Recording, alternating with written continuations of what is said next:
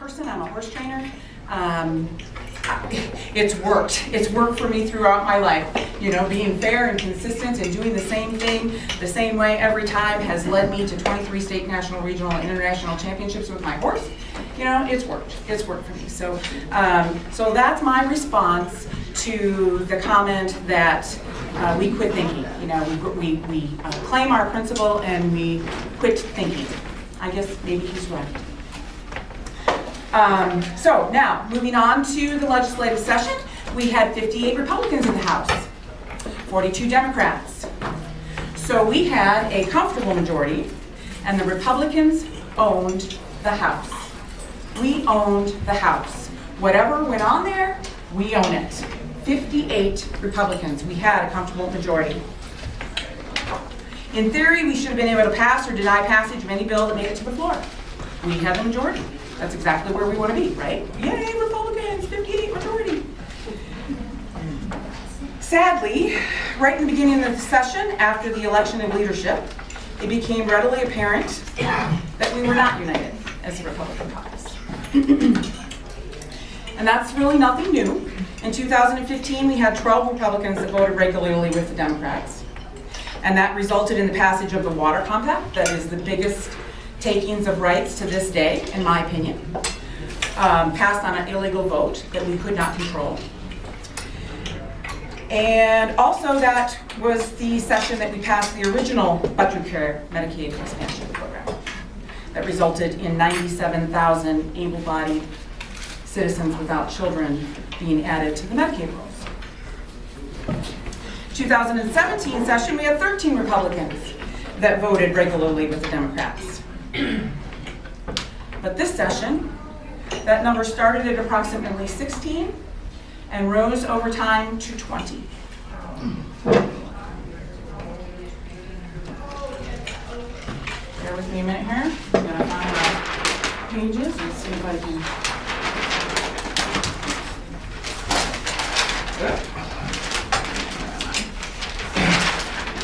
I'm going the wrong way.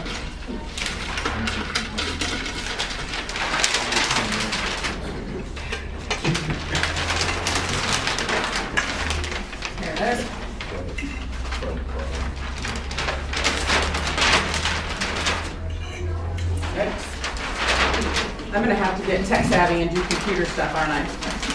No, this is wonderful, just like that. What's that? It's fine, just like that. Okay, all right. Okay, so although we live in a constitutional republic, we all agree on that, right? We live in a constitutional republic. We take an oath before God to uphold both the state and the federal constitutions.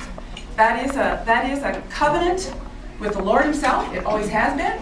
And there is an accounting that goes along with that oath.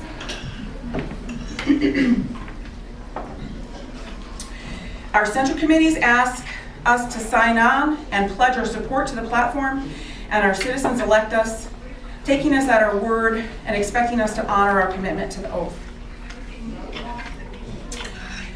And although we do that, and although we are a constitutional republic, we still operate on a Democrat principle of majority rule, and every vote in the legislature takes 51 to win.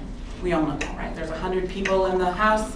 Every vote takes 51 to win. In the Senate, it's 26. And of course, all the bills require the one governor to sign the bills into law, and our very liberal governor vetoed the majority of this session's work, and we'll talk about that in a bit. Okay, but when you take 58 of our Republicans and you take 20 of them and add it to the 42 Democrats, and they consistently vote with the Democrats, you can see that we're not going to win any votes. We're simply not going to win any votes. So in my opinion, that is the biggest issue that we Republicans need to face and need to talk about within our own ranks and within our own home. What does it mean to be a Republican? How serious are we about our platform and adherence to our platform? I'm very serious about it. When I was recruited to run by that man over there, I'm blaming him, you know, I felt so very, very unworthy of the job and the task. But he guided me to the Constitution. You need to know what the Constitution, and you need to know what the Republican platform states. And our Republican platform is generated every 2 years by our grassroots Republicans in our state, okay? And that is the way it should be. That is absolutely the way it should be. We get to self-define what Republicans are. And our people have told us, and we have a great platform. It's a great platform. How many people have read the platform? Awesome. I have a few copies if anybody would like one.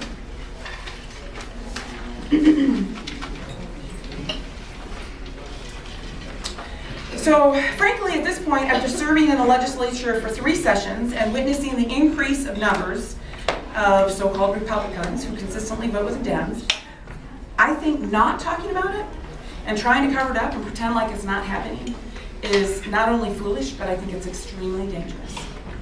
I agree. I think it's extremely dangerous. This is not happening by accident. We're not the only ones that this is happening to. It's happening all over our country. There have been several books written on the subject of neoconservatism, and there is plenty of evidence to support the claim that there is an organized agenda of the Democratic Party for taking us over from within, incrementally, progressively, and it's my opinion that they are accomplishing their goal. And it is up to us to fix it. If there is nothing else that we can fix on the federal government level or the state level government, surely we can fix the problem within our own party. Surely that is our responsibility to own it and fix it and to talk about it.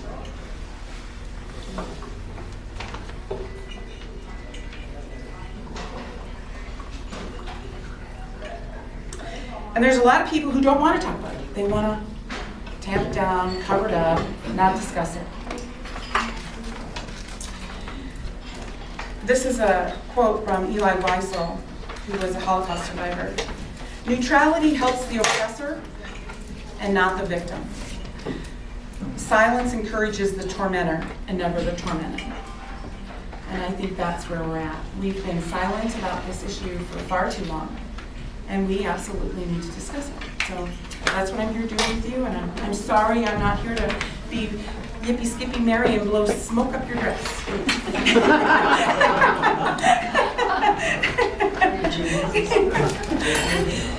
But those who amass legislative power by colluding with the enemy are not leaders. They are not leaders. They are thieves. They are thieves, much like those who steal valor from our military. The Republican Party had the opportunity to come home heroes, honoring the vote of our citizens on Medicaid expansion. Our citizens said no. But instead, I come home having to share this heartfelt but somewhat shameful truth with all of you.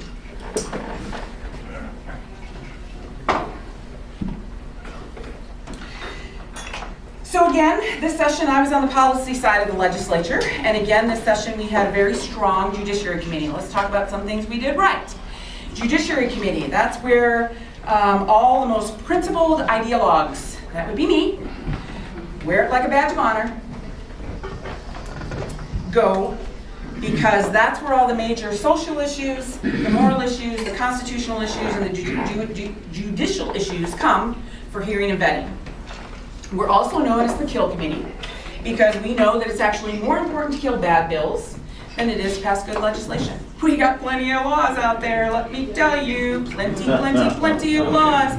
It's very important that we kill bad bills, and that is what Judiciary Committee is known for. We are known as the Kill Committee, and the first one that comes to mind is the LGBTQRSVP bill.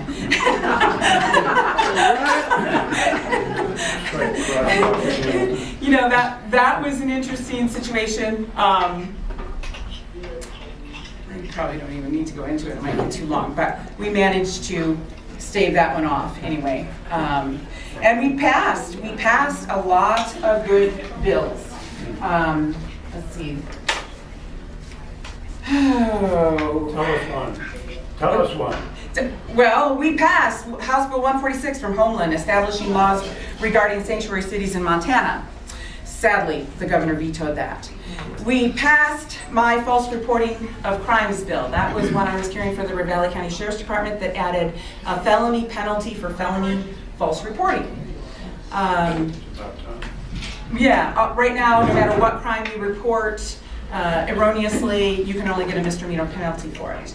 So I managed to get that through the House and the Senate. The governor vetoed that.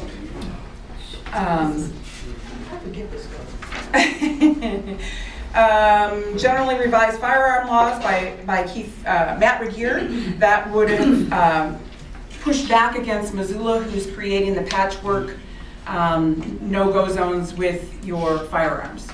Okay, so governor vetoed that one. We passed it, he vetoed it. The Born Alive.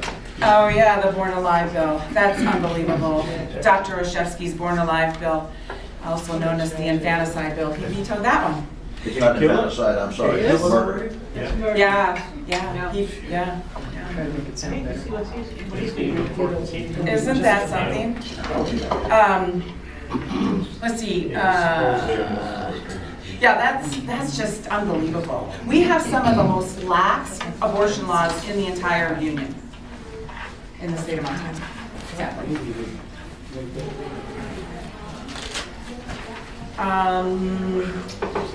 We passed the Adopt a Montana Pain Capable Unborn Child Protection Act, and he vetoed that one. We passed increased penalties for fifth and subsequent DUIs, and he vetoed that one. We passed Derek Ski's bill establishing a Montana school marshal program to address the issues of school shootings and security in our schools, and it's a great bill, and he vetoed that one. We passed Mike Hopkins' bill to revise free speech on campuses. Do you know that our college has free speech zones? You can only do free speech in a particular zone. That's not even constitutional in the U.S. Constitution. I know. America's a free speech zone, right? He vetoed that one. Used to be. Oh my goodness, yeah. He wants to be president. Exactly. Dennis Lins has a heart for children in the child protective services issues. We know we have some problems in our DPHHS. We learned that in 2017 when we learned that 14 children died in the foster care program. And so we brought a lot of bills to try to bring some accountability and some transparency to the DPHHS situation, specifically child protective services and family services.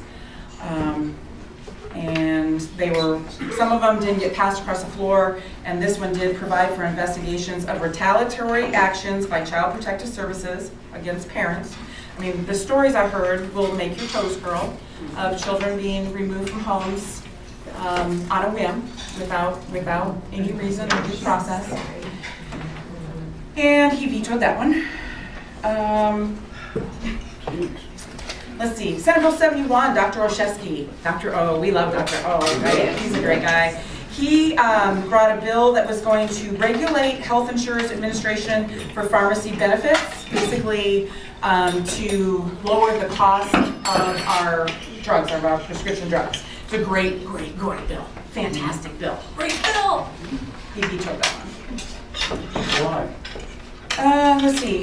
Governor Bullock has vetoed House Bill 262 because he believes that it is redundant, as there is already a current mandate to transfer excess funds that are not allocated for specific purposes. That's basically just mumbo jumbo for he didn't like it. So he vetoed it. Yeah. What we learned is that there's the middlemen. These, what are they called? PBMs, pharmacy benefit managers.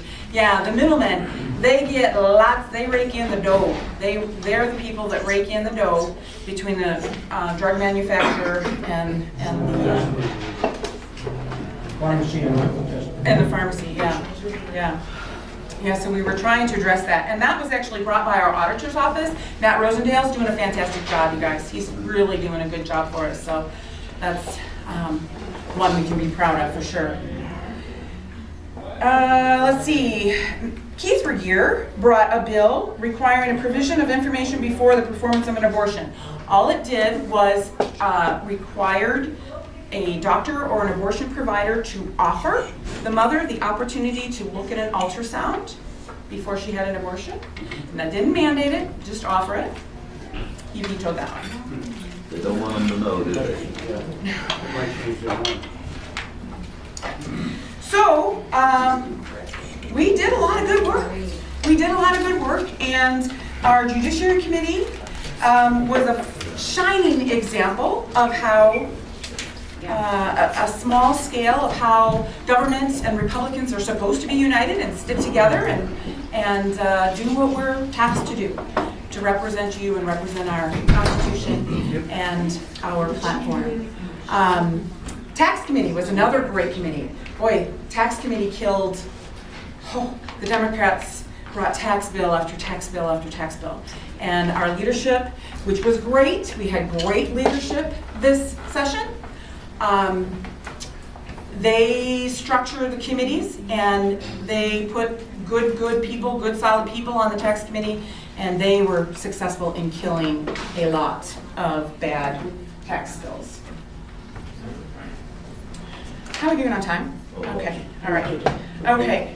Got one out to win. Okay, so let's see. One of the funnest things that I got to experience was concerning a silly little resolution, which we say is the letter to Santa Claus, doesn't have any teeth in it whatsoever. It's concerning the National Day of the Cowboy. And you know I'm all over that, right? Never holler whoa in a horse. Well, it was interesting that the National Day of the Cowboy, all it was asking for the legislature to recognize the fourth Saturday in July as the National Day of the Cowboy, and to be the 14th state in which to do so. And it came through the Senate beautifully, and it got to the House floor, and we had a wild hair that day, and things went south in a big hurry. First of all, one of the Democrat ladies wanted to put an amendment on it to make it cowgirl and cowboy. Cow person. So we spoke against that.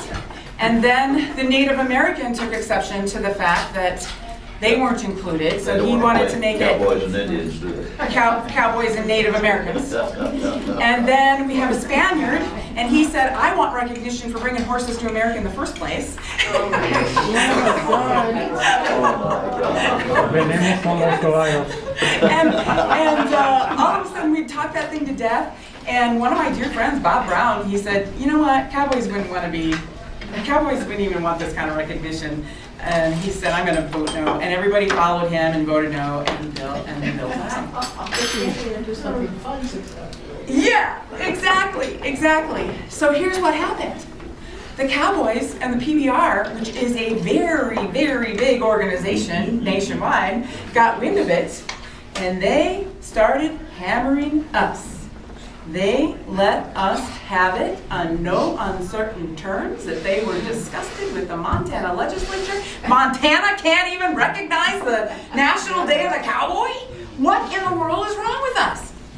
And it was all over social media, and I engaged in a discussion with Sean Gleason, who's the CEO of the PBR.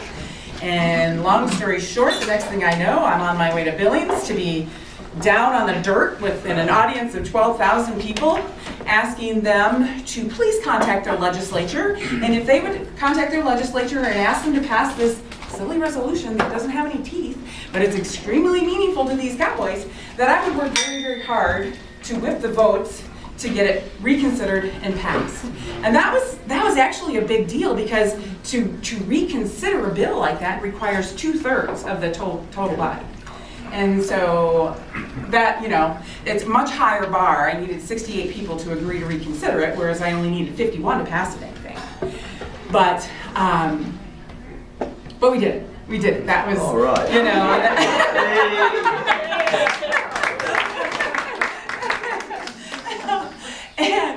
And what's interesting is that there were some of the legislators that were very perturbed over the fact that this Sean Gleason and the Cowboys were on us like they were. You know, they didn't appreciate the fact that we were called out. We were called on the carpet for making this stupid decision, you know? They didn't like to get saddle sores, did they? Nope, they didn't like that. They didn't like the whipping they were taking. Now, wouldn't it be great if more of our citizens were engaged in the legislative process like that? Yeah, like abortion and baby bills. That's where we're failing, isn't it? Yeah. You know what? The Christians are very, very much involved. And the citizens did their part on Medicaid expansion, on I-185. We did our part. The citizens did their part. They voted no. They voted no. They didn't. We were the only one of 5 states that voted no on Medicaid expansion. That tells you how conservative our people are and how independent and how forthright they are. They did their job. We didn't do ours. Can you fix it Until 2025. next year? Oh, well, let's see. We can certainly, well, it's got a date, an expiration date that got put on in the Senate of 2025? 2025. Okay, so again, principal person here. I got the bill, you're welcome to look at it. Can't tell you a whole lot about it, but I do want to tell you a little bit about the way it works and how I understand it to work, just so you'll have a little bit of knowledge. House Bill 658 changed the $50 per bed tax to $70. Okay, so every hospital bed in Montana has a $70 bed tax that goes with it. Okay, and that's called a HUF payment, a hospital utilization fee. Okay, and so the hospitals collect this HUF payment, and then it goes to the state, and then the federal government matches it at 2-to-1 on traditional Medicaid. Okay, 2-to-1. So I got these little eggs. I was trying to figure out how I could illustrate our debt, and I don't know if I still can do it, but oops. There we go. We died. So the federal government blesses us with 2-to-1 on traditional Medicaid. On Medicaid expansion, it's 9-to-1. We'll use these. 4, 5, 6, 7, 8, 9. 9-to-1. Stay. 9 Whoa. to 1. Okay, so Big Daddy federal government,